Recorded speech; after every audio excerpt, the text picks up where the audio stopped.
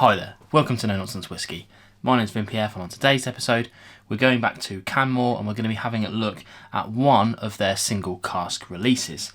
Now, if you've been following my channel over the last few weeks and months, you'll see I've been covering a fair amount of what they call Charles Edge London whiskies. They've got a couple of different brands. I did a Scots Gold overview of 4 different bottles, which are behind me somewhere, literally behind me. That's a cool video, you should go and check that out. And then after that, they've got a brand called Canmore, which comes in 2 different flavours, I'll say. The first one is what they're calling their core range, and that's an NAS Canmore and a 12-year-old unnamed distillery Canmore, both single malts. They're both, I think, from the same distillery, but they can't name it for whatever reasons. Then what they have is the Single Cask series. That's what this is today. Now, the way I've been doing the videos, as I said, I did a set of 4 in one video, and then I did a set of 2 in another video. I figured that these whiskies, these single cask whiskies, are going to be really quite more up your street. If you're watching this, they're definitely up your street, and they deserve a bit of airtime to themselves so we can talk about the actual liquid. There's not a whole heap of information about each of the bottlings like there was with the previous ones to run through, but I've got what I've got and we'll go through them today. So yeah, in any case, there's 5 of them. There is a sort of order to them. You can do them in kind of like ascending price or ascending age, but what I've decided to do is bring, which I think is probably going to be the most interesting to most of you, not to detract from the rest of the range talk, because actually I have to say the rest of the range is either really good or really surprising to me. Like, spoiler alert, for instance, the Glenrothes. It's a distillery I don't typically get on with that well. That's actually a really, really stunning whiskey that they've got themselves there. They've got a 10-year-old Glenrothes, I think it is. So I've gone with this one because I think it's probably got the widest appeal and actually the widest availability. There's 913 of these bottles in existence, and they've got quite a good reach. Canmore, Charles Edge, they've got quite a good reach going around the world. So I think you can actually get hold of this in the US, some places, and other places as well. I think in Europe and whatnot. So it's worth having a look if you haven't seen them already. But yeah, let's get into this one and see what we've got. So, as I said earlier, all these are single cask. This is a single cask, single malt whiskey. This here is a Bunnahabhain 12-year-old, presented at 46%, non-chill filtered, natural coloured. It doesn't say it on the label, but the website says this is a single sherry butt, which I can believe. This is natural colour. I mean, look at that. That is unbelievably dark. If this is a rough video in terms of cut, it's because of this little monster. He's trying to get into the room. Say hello to the world, Bella. It's my new cat. She's a bit unruly. Go on, off you go.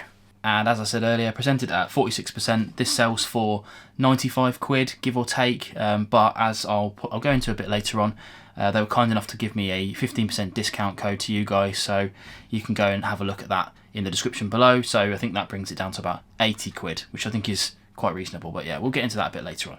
Let's get into the actual tasting and see what we've got, shall we? Now, as you can see, we can talk about colour. That is a really beautiful colour that you're going to get from your ex-sherry cask. Don't know exactly what sherry it is, but I'm given to think it's probably like Oloroso or something like that. But let's get onto the nose and see what we've got.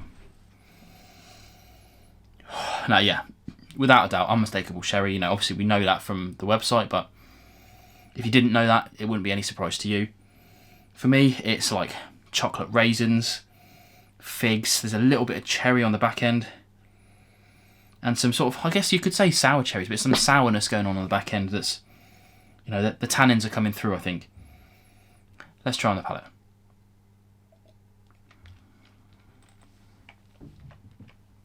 I was sort of astounded by just how thick and viscous this is. Really nice, rich mouthfeel to it. It's loads more of those kind of like sherried fruits, but I'm saying it's like sherry-soaked fruits. I don't like to use the word Christmas cake, but it's definitely getting onto that kind of vibe. It's not quite there in terms of its kind of full spectrum of sherry notes, but it's definitely big, bold, and juicy. And that's the interesting thing about the palate versus the nose. The nose had more of the kind of dried fruits that you expect from some sherries. This goes into more juicy fruits, more vibrant fruits. It's quite alive on the mouthfeel, which is really nice.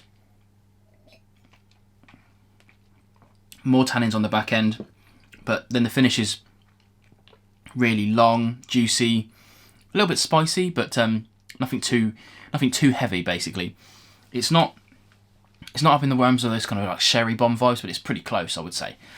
And obviously, direct comparisons are going to be made to the standard Bunnahabhain 12. Okay, so that's a give and take, but it's kind of a bit of a funny one, right? So it's obviously a single cask whiskey. Yes, it's at 46%, and that's absolutely fine. I don't mind. I've actually kind of gone full spectrum a bit now. I used to be into the really bold flavours, heavy peats, high ABVs, and I still am in that park for sure. But I've come back round now to exploring kind of, I don't want to use the word milder whiskies, but definitely kind of lower ABV whiskies. Now, it's been a while since I've had the actual standard 12, but although it's a quality liquid, without a doubt, you're not getting the same kind of vibe that you do from this kind of single cask experience, which is interesting. And of course, it being fully matured in a sherry cask as well, so it's not being mixed with any kind of ex-bourbon casks or anything like that. It brings it onto the price, which is obviously 95 quid, although if you use that discount code, like I said earlier, roughly 80 quid in the UK, which is, it's an expensive whiskey. There's no denying that, it's an expensive whiskey, but I did a little bit of research on Master of Malt and seen what currently available whiskies there are in this kind of ballpark, and it's about there. If you go looking for single cask, sort of reasonably well aged whiskies from Bunnahabhain. Bunnahabhain obviously as a name carries a lot of weight, so that in itself is going to be part and parcel of that price. But yeah, roughly in that sort of ballpark. The 95 quid is probably that ballpark. The 80 quid is definitely at the bottom end of that. So yeah, this is going to be one of those ones that I would say if you're a big fan of Bunnahabhain, then this is a kind of a different perspective on it, because it hasn't got those mixture of casks in there. This is just purely sherry cask, which is lovely. And I haven't tried a Bunnahabhain like it before. I'm sure they exist. There's lots of independent bottlers around, but this for me is really quite lovely, and definitely recommended if you're interested in that sort of thing. In any case, I'll see you again on another No Nonsense Whiskey videos. Cheers.